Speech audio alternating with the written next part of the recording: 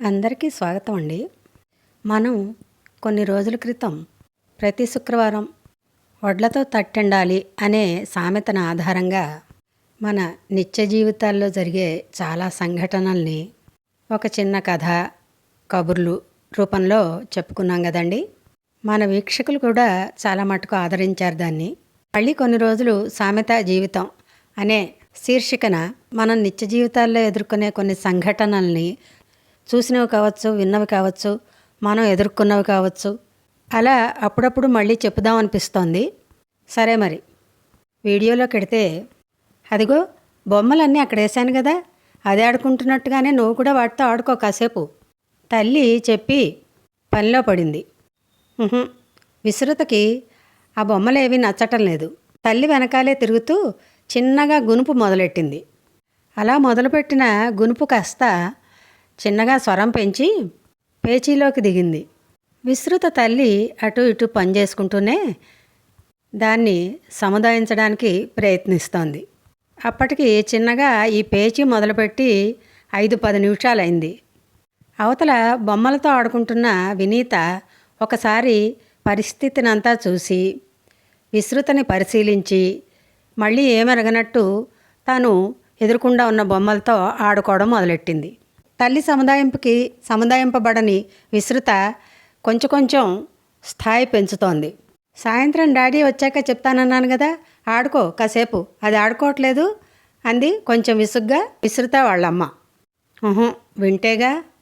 ఇంకొంచెం స్వరం పెంచి బొమ్మల దగ్గరికి వెళ్ళి వాటిని ఇటు అటు చల్లాచెదరు చేసేసి కాళ్ళు చేతులు కొట్టుకుంటూ మళ్ళీ తల్లి దగ్గరికి వచ్చి తల్లిని పని చేసుకొనివ్వకుండా కాళ్ళకి చేతులకి అడ్డం పడుతూ పేచి అలా ఏడుపులోకి దింపి స్థాయి పెంచింది విస్తృత. వినీత మరొకసారి విస్తృత కేసి చూసి తన మానాన్ని తను ఆడుకోవడం మొదలెట్టింది. ఈ పేచి అంతకంతకీ పెరిగిపోయి పెద్దగా ఏడుపు లంకించుకోవడంతో విసిగిపోయిన వాళ్ళమ్మ కళ్ళెర్ర చేసి చెయ్యెత్తింది.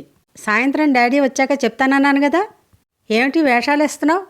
ఉన్న బొమ్మలు చాలవా? ఇంటి నిండా బొమ్మలే, అన్నీ రెండేసి ప్రతిరోజు ఈ సర్దుకోవడం నాకు పని అయిపోతోంది అంది విసుగ్గా కోపంగా. నోరు ముయ్యకపోయావంటే పడుతుందొకటి అంది విసుగ్గా కోపంగా. తల్లి అలా మాట్లాడుతున్నప్పుడు కొంచెం స్థాయి తగ్గించినా తర్వాత ఆమె మొహంలోకి పరిశీలనగా చూసుకుంటూ ఇంకొంచెం ఏడుపు స్థాయి పెంచుతోంది విస్తృత. వినీత కమలలు. ఇప్పుడు విస్తృత పేచీ అల్లా ఏదో బొమ్మ కావాలని, అది ఇప్పటికిప్పుడే కావాలని. దాంతో విసిగిపోయిన వాళ్ళమ్మ చేస్తున్న పని కూడా ఆపేసి విస్తృతని గబగబా రెక్క పట్టుకుని తీసుకొచ్చి బొమ్మల ముందర కూలేసి, ఈ బొమ్మలతో ప్రస్తుతం ఆడుకోపోయావంటే దెబ్బ పడిపోతుంది జాగ్రత్త అని గట్టిగా అనేటప్పటికీ నోరు మూసుకుని వెక్కెక్కి పడుతూ అయిష్టంగా బొమ్మలకేసి చూసుకుంటూ బలవంతాన పేచి ఆపింది విస్తృత తాత్కాలికంగా. కొద్దిసేపు అయ్యాక వంటింట్లోకి వెళ్ళింది తల్లి. విస్తృతకి డౌట్ వచ్చి వినీతకేసి చూసి, అప్పుడే వాళ్ళకి కాస్త మాటలు వస్తున్నాయి. వినీత, నువ్వు కూడా పేచి పెట్టవే, బొమ్మ కావాలని అమ్మ నన్ను ఒక్కతినే కోపడుతోంది అంది.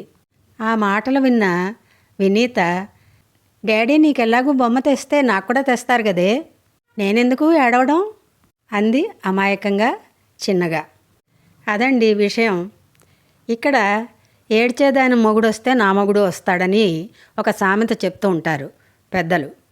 అలాగే వినీత తనకి బొమ్మ కావాలని ఉన్నా ఎలాగో అది ఏడుస్తోంది కాబట్టి నాకు బొమ్మ వస్తుంది కాబట్టి తాపీగా తన పని తను చేసుకుంది. చిన్నపిల్లల్ని పరిశీలిస్తే చాలా తెలివి ఉంటుందండి వాళ్ళ మాటల్లో చేతల్లో కూడాను. సాధారణంగా 2-3 చిన్నపిల్లలు ఉన్నప్పుడు బాగా అల్లరి చేస్తుంటే అల్లరి శృతి మించినప్పుడు తల్లి తండ్రో లేకపోతే చిన్న దెబ్బ ఎవరినైనా వేస్తే మిగతా వాళ్ళు సెటరేట్ అయిపోతారు కదండి. ఎందుకంటే మనం కూడా చిన్నప్పుడు అలా చేసిన వాళ్ళమేగా. మళ్ళీ ఇంకో సామెతతో ఇంకో వీడియో చేసుకుందాం. సెలవా మరి.